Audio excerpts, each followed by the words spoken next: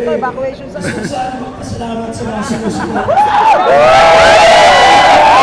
Bakit gusto mo magpasalamat sa mga sumusunod sa atin ngayon, Boom?